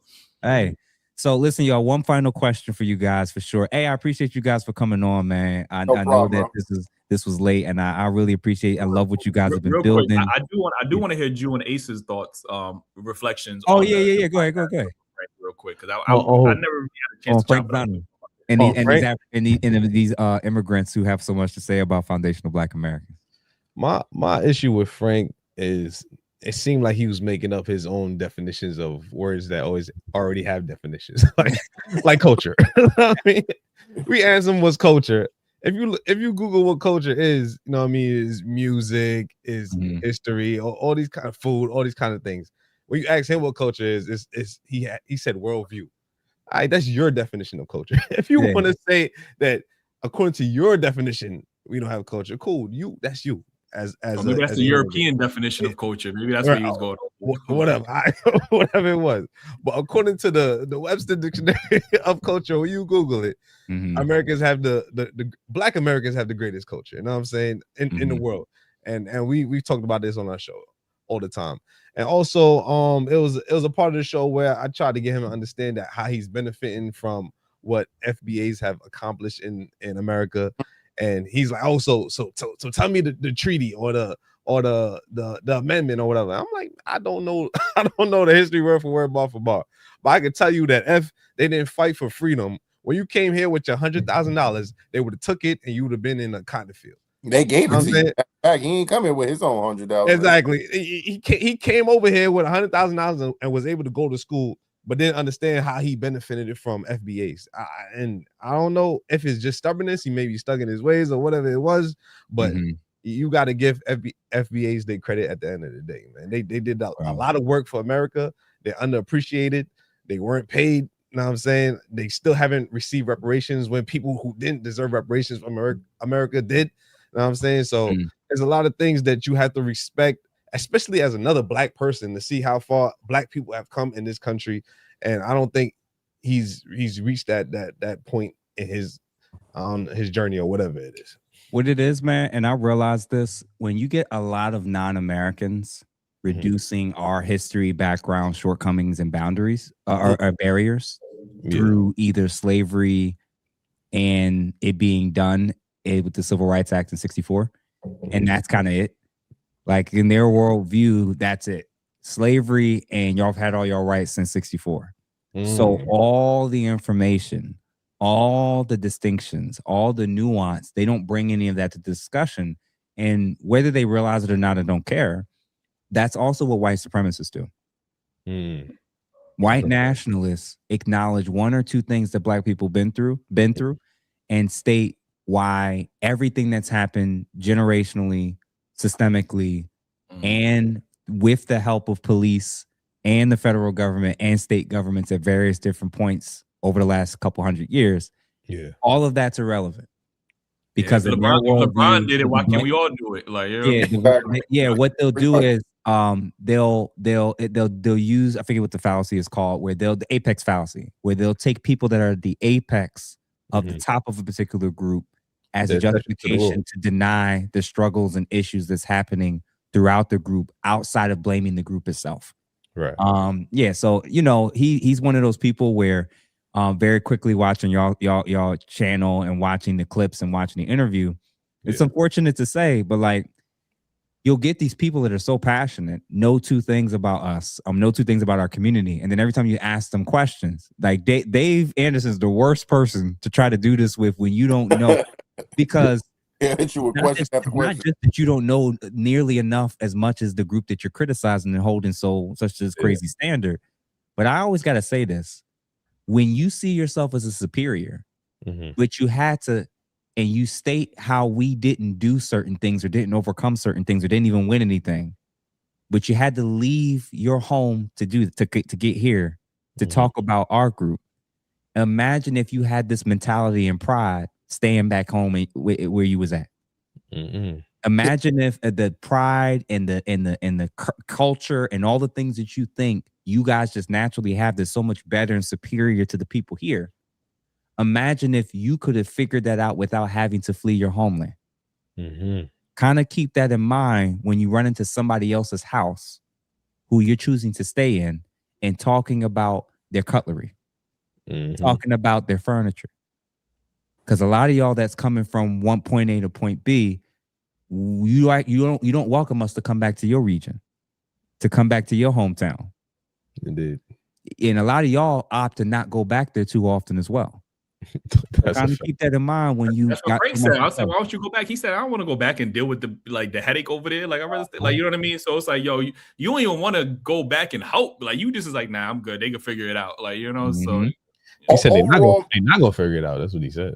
Overall, I think they just continue to ignore our history. Like they seem to follow what the media is putting out there about foundational Black Americans. But what I did learn, like after watching this, like because I watched it and I think like I agree with Eli, like I was more replying with my feelings. You get what I'm saying? Like the whole time I'm like damn, like even though I don't agree with a lot what he was saying, because after asking him and pointing out so many things that Black people had to go through, and him saying like what. Yeah. But he said he's an educated man. You know what I'm saying? He said so all this education you have, you didn't learn. And when you speak to and I don't want to sound like, I dislike African or Caribbean people because I come from, my father's side is from Jamaica, whatever the case may be. But you always hear this, oh, why y'all don't go back to Africa? Why y'all don't learn the history? But y'all shit on our history and what we built and what we had to go through and how that's still affecting us today. They think them 400 years was literally we're still being affected by what happened them 400 years ago. You know what I'm saying? So, but what really left a stain on me was when Ace told him, like, why can't we be brothers? And it really made me, they always make it seem like Black Americans hate everyone else. Yeah. But what he said right there, he was like, y'all are wasting too much time trying to make everybody your brothers. And I don't know why that stuck in my brain. Like, I literally, he said, I'm not your brother. He said, we are not your brother. I'm not your brother. You are wasting time. I don't want to be your brother.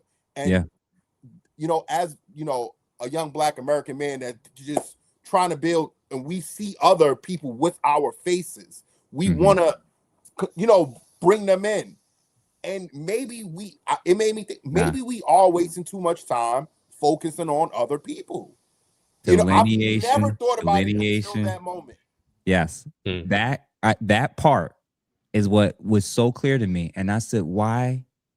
When what was her name said? When somebody shows you who they are, believe them the first time. When somebody is telling you we are not brothers, and a whole lot of people that's from where I'm from thinks very much so. They don't think that way in terms of tribes in their own country. Eli brought and you thought people from thousands of miles away was all just instantly, and I'm like, this whole black faces in high spaces and seeing somebody look at you, so you just kind of overskip certain things. We got to judge people by their character. We got to judge people by the quality of what they're offering in a relationship, and we got to judge people by their mindset.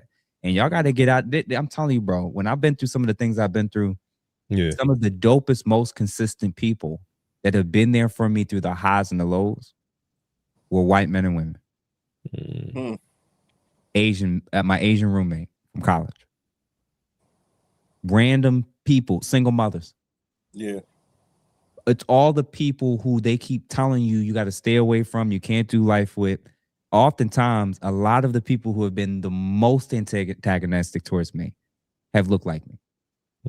And then some of the dopest people who have stuck by my side, some of them have looked like me, and some of them have looked nothing like me. And I think when we say delineation and focusing more on our own agendas and our own plans and buying property together, and Charleston chastised me and told him, like, bro, you can't put all the plans and goals out on the internet. There's some of us behind the scenes that's learning from Stokely Carmichael, from Martin, from Malcolm, Huey P. We're reading, learning, looking at it through the modern lens and contemplating how we would do it radically differently. Learn from their mistakes, approach things radically different. And there's dudes, including Charleston and you guys, that I think are actually building something. And when it's time, when the plans are put into motion and you guys are called, y'all gonna hear about all type of opportunities and multi-tiered plans and stuff that we got planned out. And I think you guys, everybody that has a platform, everybody that has a space, everybody that has a specialization, if we think that you're brilliant, if we think that you bring something to the table, when we say the revolution won't be televised, there's a whole lot happening behind the scenes that I think a lot of people are going to be shocked with, for sure. So listen, go ahead. Well, 2 points I want to make before we get up out of here. I want to speak on the delineation thing, and I think maybe to our detriment, that is a detriment to our culture, is that we have been so welcoming to everybody else. Like, you know what I mean? Like, I keep hearing to this day, black and brown, like, you know what I mean? We, we're trying to help black and brown people, but I never heard brown people ever talk about black people. Like, you know what I'm saying? Like, we keep using that verbiage in our talking points as black people, black Americans. And I never hear the browns like talk about the blacks. Like, I never see them try to help the blacks. Like, you know what I'm saying? But why is our verbiage always trying to include everybody? And and I'm not saying that it can't get to that point, but I think we should prioritize ourselves first and make sure our house is in order before we keep trying to bring a helping hand to everybody else. because everybody else we trying to pull everybody else up, and everybody else ain't trying to pull us up with them. Like, the moment they win an award, is like I said, Nigerian excellence. We showing our hand, and they're hiding theirs. Yeah, we never had to. We never had to really, anybody can watch. Every 4 years, the Olympics come on. And if you really want to see Black excellence, you're going to see Black excellence dominate. And every time we won a gold medal, we never said, damn, you know what? Black American pride. Like, we never felt the need to. Like, you know what I'm saying? That was we won. It was a win for everybody. But when Jamaicans win, or when the Haitians win, is Haitians this, Haitians that. And that's cool. That's fine. Like, I'm not against that. Like, you get what I'm saying? But, I think we need to really focus on ourselves. And great point. It's ironic that the people that is helping us delineate, it's not white people, it's not Asian people, it's not the Indian people, it's the Black immigrants that is having this revolution. That, like, I see a lot of Black people having this newfound pride for being Black now, like that we not saying we didn't have, but we never felt the need to, because we just we just figured everybody was Black, like, you know what I mean? So now a sense of pride that I've never seen in my lifetime before, with people, that we got the Black American flag, the heritage flag now, that we are starting to celebrate more. You see people starting to embrace their roots now. We're talking about the Southern roots and the Gucci, all of these fucking what's this language I just learned? Tanese. I just realized that was a language. Like, that's a Black American language that we created throughout slavery. And I'm like, damn, maybe that's a language that we need to teach more now. Like, you know what I'm saying? So we're having more of this dialogue, and it's specifically because of, the Black immigrants constantly questioning us. I never thought I had to, I say this all the time, I never thought I had to question my own culture to somebody that looks like me. Like, it's not the Asian people that's asking me or saying I don't have culture. It's not the white people that's saying I don't have culture, not the Indian, nobody else. It's the people that look like me questioning my culture and trying to disrespect it. When I thought that was crazy, like, No, you're absolutely right. I've seen it, I've noticed it, and I've also seen, when I've started to differentiate myself politically, that it's people at home that's born here that treat me the same way as many of these immigrants do. When they just have at this point, they see you as a totally different breed of Black person that they can't respect, that they don't like, that they don't value. If you vote different, if you think different, if you question certain things as well. And I've comfortably gotten to a place and point where when people want to distance themselves, I allow it. When people want to leave, go ahead. Because I don't want anybody that doesn't want to stay. And I'm totally comfortable with reevaluating and actually judging people not based on the color of their skin, but on the content and quality of their character. And I'm learning, and again, this applies. Delineation doesn't mean that once we delineate, get ourselves right, get our communities right, get our plans in order, that we won't.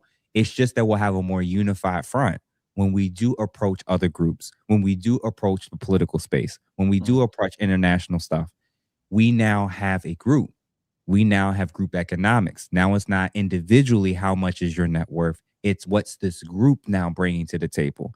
And now, in a system where money rules everything, we're not bringing just our votes in the political space. We're now actually bringing investments and money and opportunities and leveraging that into the political space as a trade-off in a system that allows it. Everybody else has learned the game of money, and we've owned the game of emotionalism in politics. I think we'll be taken more seriously and respected much more if we actually don't get caught up in all these other movements, all this other stuff going on. Pick our 1 year, 2 year, 3 year plans individually and collectively and quietly start working on them. So I think that's a much better move and much better approach. We can sit with our hands out waiting for a government we keep claiming is so broken and corrupt and racist to give us things. I'm going to live in reality. I'm going to live in the reality that much of what they had to offer, they've given. And it's usually in the form of when you're at your lowest and you're poor. And all the benefits and the tax laws are designed for those that make it up. So why can't we help build each other to get to the point so we can take advantage of that and then give back to our own and then reinvest in our own?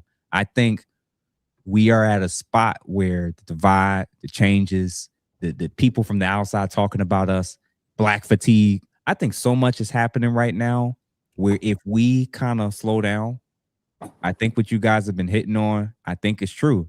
I think what Frank said is right. We're not brothers. We have two totally different histories, backgrounds, experiences. We see America and in the world abroad very differently. And I think it's time to focus on those that want to take accountability, want to grow, want to collab, and want to be better than they were a year ago. That's it. Y'all can debate and argue about the politics. Y'all can talk about which immigrants like you or don't.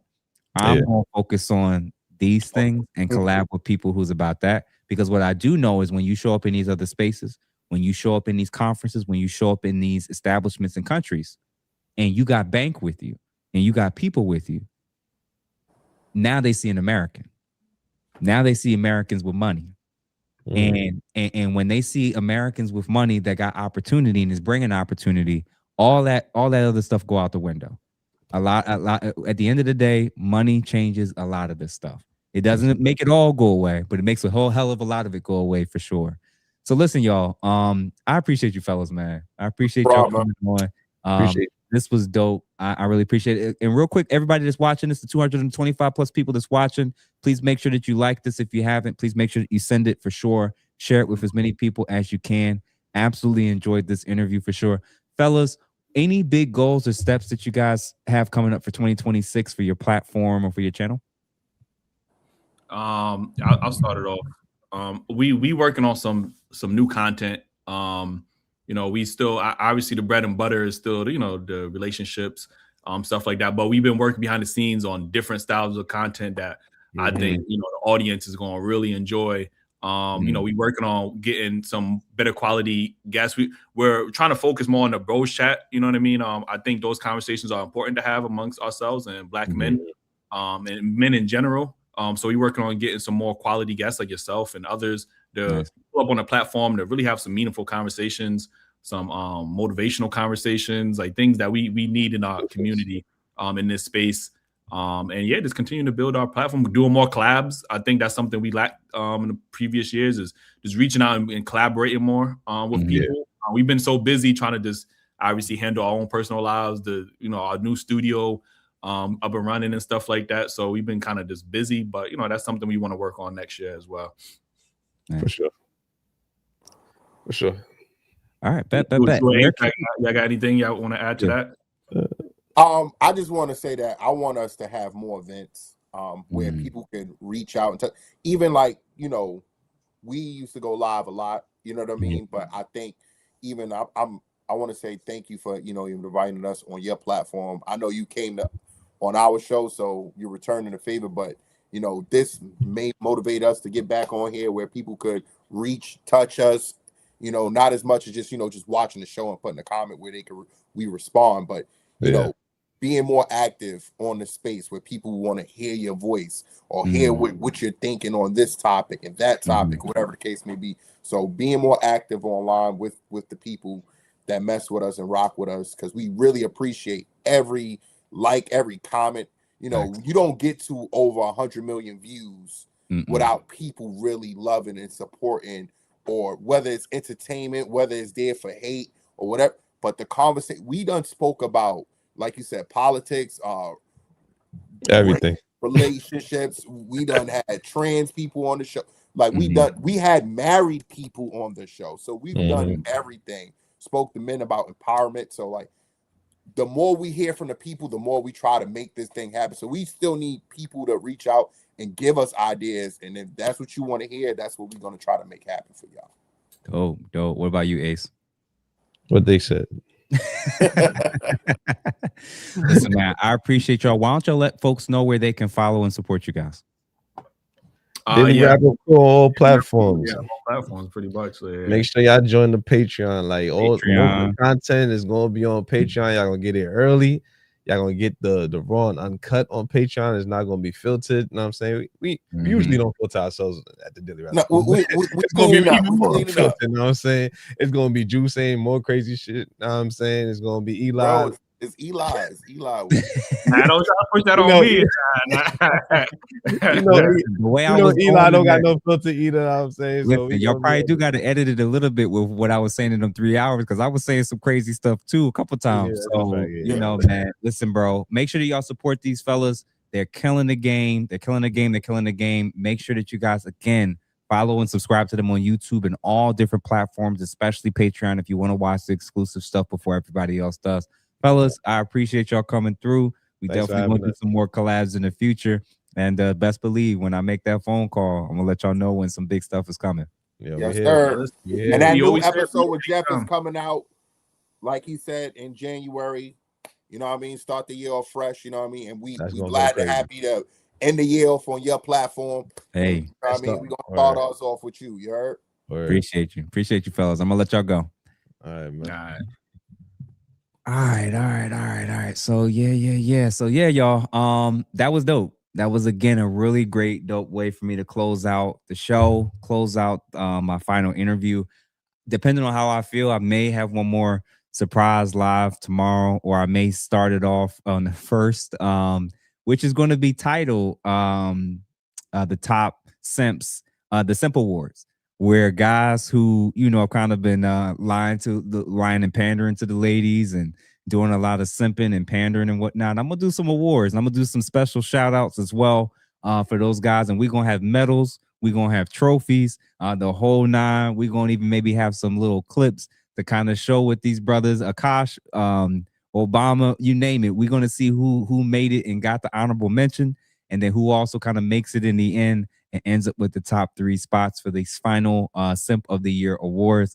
So stay tuned for that. I got big guests coming up lined up. So guys, make sure that you like this video. Make sure that you send it, share it. And yes, it is absolutely called the Simp of the Year Awards. I'm gonna hopefully have them be covering that pretty soon for 2025. I appreciate y'all, genuinely, the love, the support, the feedback for how this channel and platform has been building and growing. I'm so excited about 4 or 5 different major plans and initiatives I'm going to be doing with both myself and other people as well. So I hope that y'all enjoyed the show. I hope that y'all enjoyed my season 1 in terms of this content. I hope that y'all love this interview, man. The guys were hilarious, very thought-provoking, love what they built. And it's dope to see people that look like me who have been quietly building it up. And now they built it to over 100 million views. It's something to admire, to be proud of. And I brought a variety of different guests on, different backgrounds, engineers, doctors, mental health professionals, authors, you name it. And it was dope. It was really dope and cool to see so many people come and grace me with their talent and their presence and their voices. And you all really show love and appreciate it for sure. So without further ado, y'all, if I do or don't do another episode, please make sure you check out that Charleston White episode if you have not done so. Once this goes live and it goes kind of gets, you know, fully updated and everything, make sure you hype this video if you're hearing it and seeing it now. Hype the video so we can get it to clear 5,000, 10,000 or more views for sure. Share it with everybody that you know, man. Thank y'all for the support. Please become a member, and I'm going to see y'all real soon. And if I do not see y'all for that final live tomorrow, appreciate y'all for the 2025. Happy New Year to everybody. And best believe next week when I hit the ground running with Sabby Sabs, best believe, again, we're going to be jumping back into politics and a whole new lane that your boy really hasn't tapped into too much. The types of people and more guests that I'm coming on, man, just stay tuned. So one love, appreciate y'all. Thank y'all for supporting me in year 1. Really excited about year 2, and we'll see where it goes. So again, hope that this was entertaining. Hope all the content I've released has been fairly entertaining and good, and that you all got something meaningful out of it. So check out the stuff that I've released in the last week or 2. Make sure you like and share this. Make sure you hype this video. Become a member if you haven't done so. Men's groups is on Tuesdays. We're going to be announcing some other groups that's about to launch as well. So listen, y'all, I'm tired. I'm about to go eat. Enjoy y'all day. Enjoy your holiday break and your new year. Don't get too drunk or get too trashed out there. And I'm going to talk to y'all on the other side. Thank y'all for your time, and kudos to y'all. Peace.